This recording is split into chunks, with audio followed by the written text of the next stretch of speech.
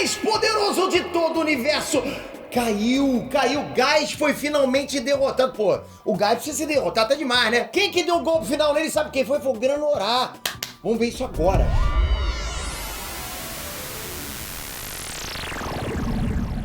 Inês Trunks, Peter aqui. É pra vocês ficarem felizes, entendeu? Eu comecei rindo já, pra deixar bem animada a palavra. Galera, eu queria de verdade pedir desculpa pela demora da análise de Dragon Ball Super, porque, sinceramente, eu confesso até pra vocês que o capítulo 168 de One Punch Man, porra, ele ofuscou um pouquinho o lançamento do capítulo 86 de Dragon Ball Super, porra, porque os dois foram publicados no mesmo dia. A internet estava toda comentando sobre o One Punch Man. Eu tenho que escolher, eu sou apenas solamente uno, então eu tenho que trazer pra vocês um apenas, ok? E depois disso, teve lá os novos lançamentos da Marvel e da DC na San Diego Comic Con, então realmente acabou faltando espaço pra falar sobre Dragon Ball nos últimos dias. Então não tem como, a gente tem que dar espaço pro que tá mais no trending, lógico, mas nunca vou deixar de falar de Dragon Ball aqui. A gente até tarda, mas nunca falha. Então hoje eu vou trazer pra vocês tudo que rolou nesse fim de arco aí do mangá de Dragon Ball Super, mas é sempre bom lembrar que a gente tá concorrendo ao Prêmio Best em 3 categorias. Galera, eu vi a parcial agora, pelo menos nas últimas 2 parciais, a gente tá no top 3. Galera, porra, deixa eu encontrar você que tá aí. Se eu encontrar você na rua, eu tô te falando, você não vai conseguir se falar, eu vou te abraçar, vou te apertar, vou te chuchu. Eu tô muito feliz. Você acha que não? Eu vou te laçar. Se você tentar fugir, você volta.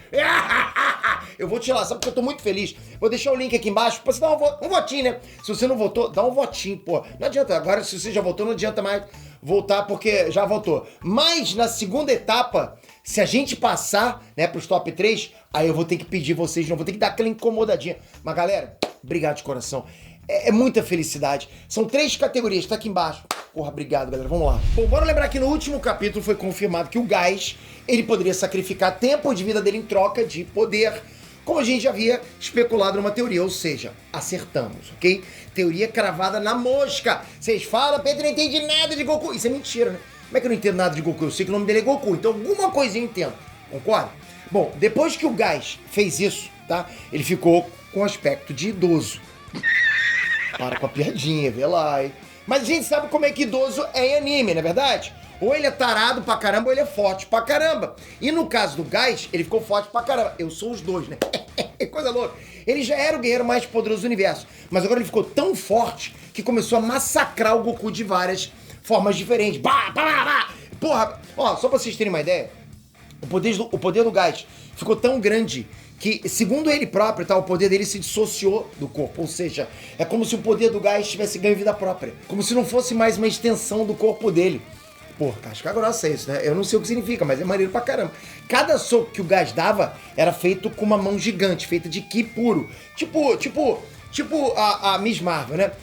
Bom, nas devidas proporções, tá? Só que aí o protagonista dessa saga finalmente apareceu pra participar dessa luta. O protagonista dessa saga. Goku, Peter? Não. Vegeta, Peter? Não. O Broly? Não. Granorá. A primeira coisa que ele fez foi tirar o Goku de perto do Gás e pedir pro Goku confiar nele. Porque enquanto ele estava ferido, ele também ouviu a gravação do Bardock lá. E ali ele também aprendeu mais sobre o orgulho da própria raça.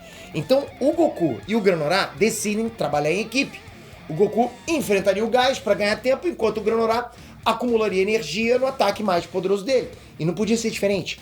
Porque assim, embora o Goku tenha aprimorado o instinto superior, o fato é que o Granorá, ele tinha pedido para se tornar o guerreiro mais poderoso do universo antes do Gás. Então, sim, o Granorá teria obrigatoriamente que ser mais poderoso do que o Goku. E aí, à medida que o Goku ia lutando contra o Gás, o Granorá ia acumulando mais energia e tal, né? Chegando ao ponto que o próprio Gás ficava surpreso em como o Granorá tinha tanto poder. E isso me leva a pensar se o Granorá também não poderia estar sacrificando o tempo de vida dele da mesma forma que o Gás fez.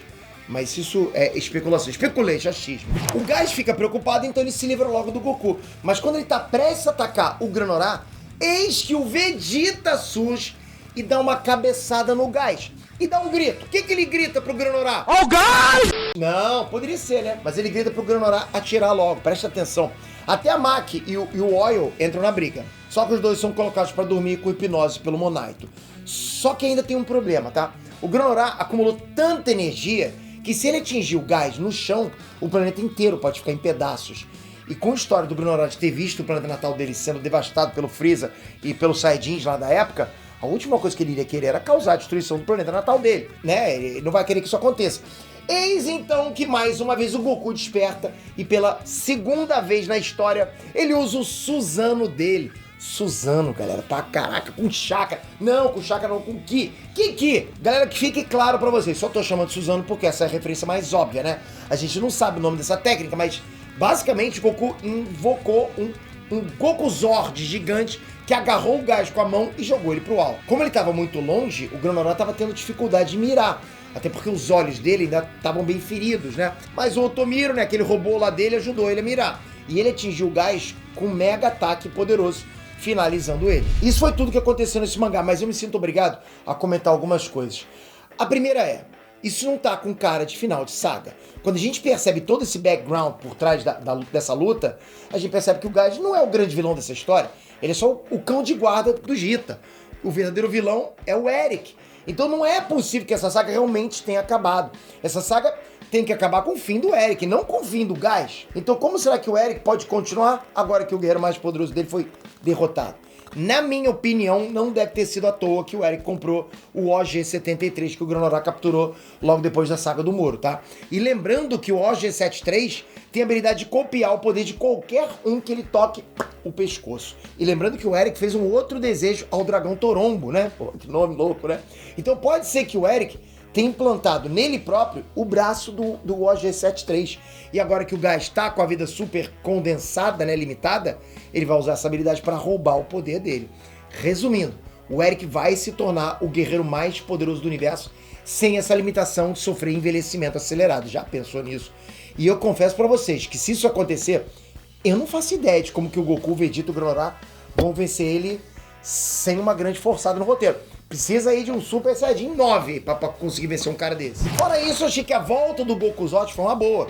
Porque, né, acabou tirando um pouquinho aquele ar de roteiro forçado no final da saga Moro. Porque ali ficou parecendo que o Vegeta jogou uma Genkidama pro Goku e ele transformou, né, aquela Genkidama num Suzano. Mas agora ficou claro que não. Esse Suzano é, na verdade, uma técnica que o próprio Goku desenvolveu.